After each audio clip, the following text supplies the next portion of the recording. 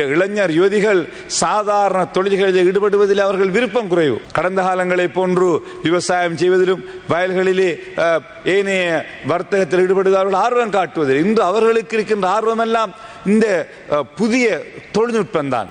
India இன்று எங்கேயோ முன்னேறி கொண்டிருக்கிறது. ஒவ்வொரு நிமிடமும் எவ்ரி மினிட் அவர்களுடைய தொழில்நுட்பம் மாறிக்கொண்டிருக்கிறது. ஆனால் எங்களுடைய சிலபஸ், எங்களுடைய சிஸ்டம் எல்லாமே நாங்கள் இன்னும் அந்த பழைய முறையிலே தான் எங்களுடைய மாணவர்களுக்கு நாங்கள் கல்விகளை கற்பித்துக் கொண்டிருக்கிறோம். உண்மையிலேயே பல்கலைக்கழகத்திலே 3 வருஷம் 4 வருஷம் அவர்கள் பல்கலைக்கழகத்திலே கல்வி கற்றுவிட்டு இறுதியிலே எடுக்கின்ற அந்த பட்டத்தை கொண்டு இன்று வெறும் பாடசாலைகளுக்கு போய் வெறுமனே ஒரு ஐடி ஆசிரியராக மாத்திரம்தான் அவர்களால் செயற்படுத்த முடியும். ஆகவே இந்த விடயங்கள் உலகம் எவ்வாறு முன்னேறி கொண்டு போகிறதோ அந்த உலகத்தினுடைய முன்னேற்றத்திற்கு ஏற்ப நாங்களும் எங்களுடைய நாட்டை நாங்கள் முன்னேற்ற வேண்டிய தேவை இருக்கிறது. அந்த வகையில் உண்மையிலேயே ஜனாதிபதி அவர்கள் ஒரு இலங்கையிலே மிகச்சிறந்த இந்த துறையிலே சிறந்த ஒருவர் தான் டாக்டர் ஹான்ஸ் விஜயசூரிய. அவர் இதற்கு பொறுப்பாக சேர்மனாக நியமித்து ஒரு குழுவை நியமித்து இன்று மிகச் சிறப்பான முறையில் அந்த துறையை கட்டியெழுப்ப அவர் அந்த பணிகளிலே ஒன்றுதான் நான் நினைக்கிறேன் இந்த சட்ட திருத்தம் மூலம் எதிர்காலத்தில் இதனை செய்வதற்காக. ஆகவே இதில் இன்னும் சில குறைகள் இருக்கிறது. இதற்கு தேவையான வழிவகைகள் செய்யப்பட வேண்டும். இந்த டிஜிட்டல் முறைமையை நாங்கள் கொண்டு செல்வதற்கு தேவையான பாதுகாப்பு வசதிகள் அல்லது எங்களுடைய டேட்டாஸை பாதுகாப்பதற்கான அந்த வசதி சென்டர், அதற்கான வசதிகள் எங்களுடைய நாட்டிலே இல்லை. அதற்கு தேவையான ஒழுங்குகளை வசதிகளை நாங்கள் செய்ய வேண்டும். அதற்கான பொறிமுறைகளை நாங்கள் கையாள வேண்டும். எவ்வாறு எங்களுடைய அந்த தரவுகளை நாங்கள் பாதுகாக்க போகின்றோம், நாங்கள் இதனை டிஜிட்டல் மயப்படுத்துகின்ற போது எவ்வாறு அந்த தரவுகளை நாங்கள் பாதுகாக்க போகிறோம், அது ஒரு முக்கியமான ஒரு அம்சம். ஆகவே அரசாங்கத்துறையாக இருக்கலாம், தனியார் துறையாக இருக்கலாம், அல்லது அரசாங்கத்தில் இருக்கின்ற சகல நிறுவனங்கள் சகல துறைகளையும் டிஜிட்டலைசைஸ் பண்ணுகின்ற போது ஒரு பாரிய ஒரு தேவை இருக்கிறது. இந்த தரவுகளை பாதுகாப்பதற்கான அந்த சிஸ்டத்தை நாங்கள் உருவாக்குவது. ஆக அது தொடர்பில் அரசாங்கம் உரிய கவனம் செலுத்தப்பட வேண்டும். ஏனென்றால் அந்த டிஜிட்டல் பண்ணுகின்ற நேரம் அதுக்கு பின்னால் வருகின்ற பிரச்சனைகளுக்கு நாங்கள் தீர்வுகளை அவசரமாக காண வேண்டியது. ஆகவே இது தொடர்பிலே உரிய நடவடிக்கைகளை நாங்கள் முன்வைக்க வேண்டும். அதே போன்று ஏஐ அல்லது ஐடி அல்லது சைபர் செக்யூரிட்டி இந்த துறைகளிலே நமது மக்களுக்கு நாங்கள் அறிவூட்ட வேண்டும். இதனை நடைமுறைப்படுத்துகின்றவர்கள் ஆபீசர்ஸ், பப்ளிக், அதே போன்று இதற்கான வழிவகைகளை செய்ய வேண்டும். ஏனென்றால் உண்மையிலேயே நாங்கள் கவலையை அடைய வேண்டும். இலங்கையிலே பல்கலைக்கழகங்களிலே இருக்கின்ற, உதாரணத்துக்கு இலங்கை பல்கலைக்கழகங்களிலே இருக்கின்ற ஐடி சிலபஸ் எடுத்துக்கொண்டால் கிட்டத்தட்ட 10 வருடங்களுக்கு முன்பு உள்ள ஒரு சிலபஸை தான் இன்னும் நாங்கள் எங்களுடைய யூனிவர்சிட்டிஸில் நாங்கள் படிப்பிக்கிறோம். அந்த சிலபஸ்களை கூட நாங்கள் இன்னும் மாற்றவில்லை. ஒவ்வொரு நிமிடமும் ஐடி மாறிக்கொண்டிருக்கிறது, ஐடியினுடைய தொழில்நுட்பம் மாறிக்கொண்டிருக்கிறது. இந்தியா உட்பட நாடுகளிலே ஏஐ சைபர் செக்யூரிட்டி என்று மிக வேகமாக அவர்களுடைய பல்கலைக்கழகங்களிலே ஒவ்வொரு வருடமும் சிலபஸை மாற்றிக்கொண்டு போகிறார்கள். கௌரவ தவிசாளர் அவர்களே, ஒவ்வொரு வருடமும் அவர்கள் அதனை மாற்றுகிறார்கள், சிலபஸை மாற்றுகிறார்கள். உரிய அதுக்கு தேவையான பிராக்டிக்கல் சென்டர்ஸ், பிராக்டிக்கல் ட்ரைனிங் அதைகளை அவர்கள் அந்த பல்கலைக்கழகங்களிலே கொடுக்கிறார்கள். கம்ப்யூட்டர்ஸ் கம்ப்ளீட்லி அது மாற்றமாகிக் கொண்டு போகிறது. ஆனால் இன்னும் எங்களுடைய பல்கலைக்கழகங்களிலே நாங்கள் மிக பழமை வாய்ந்த அந்த கம்ப்யூட்டர்களை அதைத்தான் நாங்கள் படிப்பிக்கின்றோம், அதைத்தான் நாங்கள் அவர்களுக்கு பழக்குகின்றோம். அந்த பழைய சிலபஸை தான் நாங்கள் இன்னும் எங்களுடைய பல்கலைக்கழகங்களிலே நாங்கள் படிப்பிக்கின்றோம். இவர்கள் பல்கலைக்கழகங்களிலே படித்துவிட்டு பட்டதாரியாக வெளியே வருகிறார்கள். ஆனால் அவர்களால் ஆன்லைன் ஒர்க்கிங் என்ற ஃப்ரீலான்ஸ் அந்த ஒர்க்கை கூட அவர்களால் செய்ய முடியாமல் இருக்கிறது. ஒரு சாதாரணமான இன்றைய புதிய தொழில்நுட்பத்தை அவர்களால் ஏஐ அல்லது சைபர் எந்த ஒரு தொழில்நுட்பத்தையும் அவர்களுக்கு அதிலே செய்ய முடியாது. உதாரணமாக நாங்கள் அறிந்த வகையிலே நான் இந்த ஸ்லெப்ஸ்கமுடைய Sri Lanka association of computer software கம்பெனிஸுடைய அந்த ඔබතුමාගේ කාලය තව විනාඩි 2යි ගරු මන්ත්‍රී. அந்த அறிக்கையை பார்க்கின்ற போது இலங்கையினுடைய கோட்டா ஒரு வருடத்துக்கு 8,000 ஆன்லைன் ஒர்க் பண்றதுக்கான ஆட்களுக்கான கோட்டா இருக்கிறது. ஆனால் இலங்கையிலே அதற்கு தேவையான நபர்கள் இல்லை. உண்மையிலேயே அதற்குரிய ஆட்கள் இலங்கையிலே இல்லாததால் நாங்கள் ஒரு வருடத்திலே 600-700 பேர் அளவிலே தான் இலங்கையிலிருந்து அந்த ஆன்லைன் ஜாப் செய்வதற்காக தெரிவு செய்யப்படுகிறார்கள். கிட்டத்தட்ட அந்த 8000 பேரையும் எங்களுடைய அதுமேதகு ஜனாதிபதிகளும் இந்த பாராளுமன்றத்தில் பேசுகின்ற சொன்னார்கள்.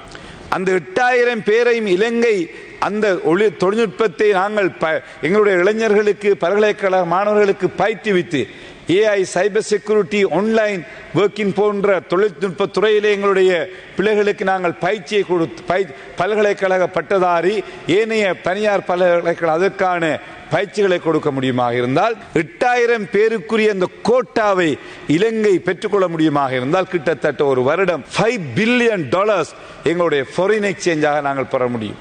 அந்த மிகப்பெரிய சந்தர்ப்பத்தை நாங்கள் இழந்து கொண்டிருக்கிறோம். ஆகவே கௌரவ பிரதி அமைச்சர்கள், கௌரவ அமைச்சருக்கு, கௌரவ பிரதி அமைச்சர் அவர்கள், நீங்கள் உரிய நடவடிக்கைகளை மேற்கொள்ள வேண்டும்.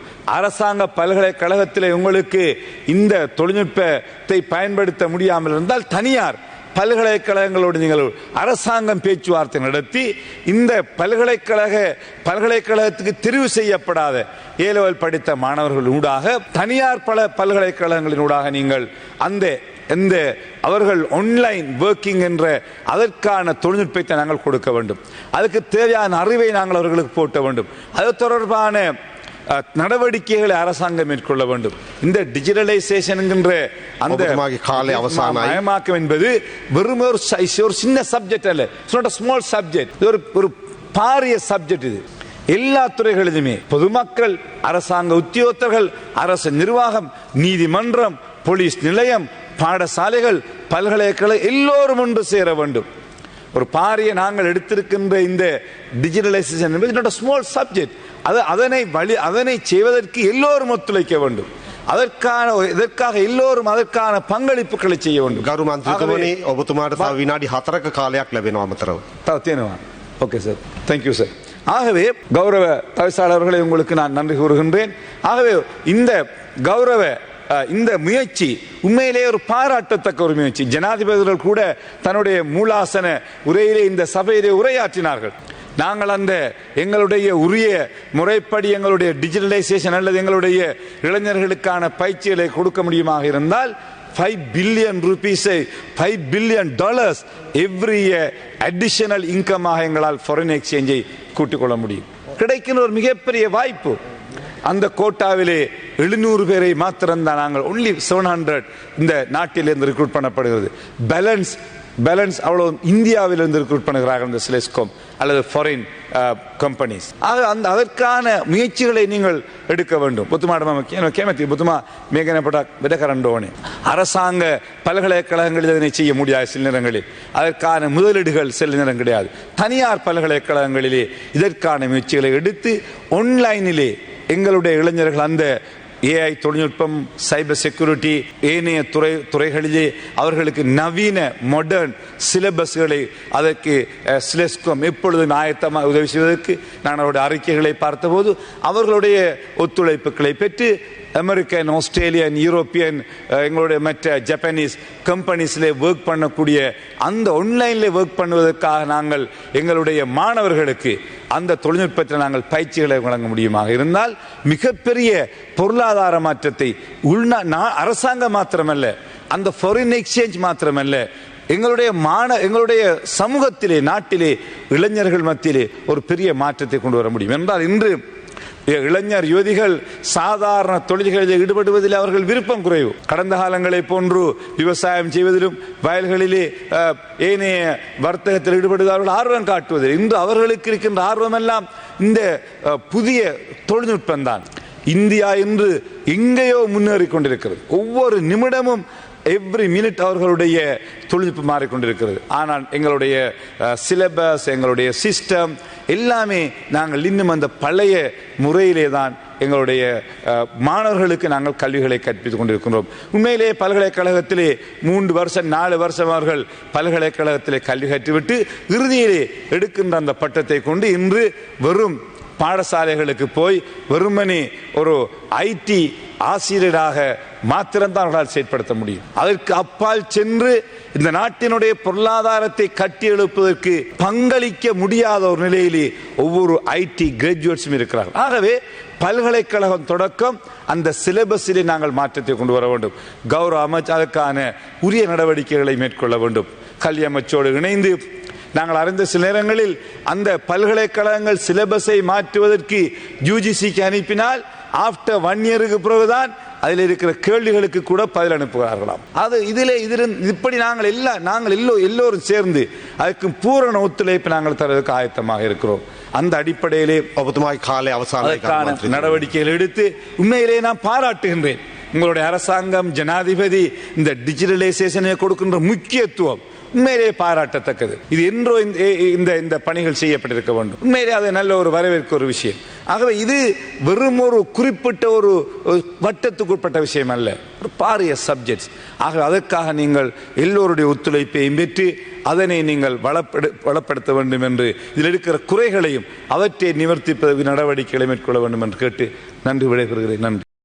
உயர்கல்வித்துறையில் 15 வருடங்களை நிறைவு செய்த பம்பலப்பிட்டிய அமேசான் காலேஜ் அண்ட் கேம்பஸில் புதிய வகுப்புகள் ஆரம்பம். முன்பள்ளி ஆசிரியர் பயிற்சி நெறி, உளவியலும் உளவளத்துணையும், கணனி, ஆங்கிலம் மற்றும் முகாமைத்துவ பாடநெறிகளுடன் HND, டிகிரி, மாஸ்டர்ஸ் வரையான பாடநெறிகள் இலங்கை பல்கலைக்கழக மானியங்கள் ஆணைக்குழுவினால் அங்கீகரிக்கப்பட்டு கல்வி அமைச்சின் கீழ் 3ஆம் நிலை தொழிற்கல்வி ஆணைக்குழுவினால் பதியப்பட்ட அமேசான் காலேஜ் அண்ட் கேம்பஸ். மேலதிக விவரங்களுக்கு 0765 204 604 www.amazoncollege.lk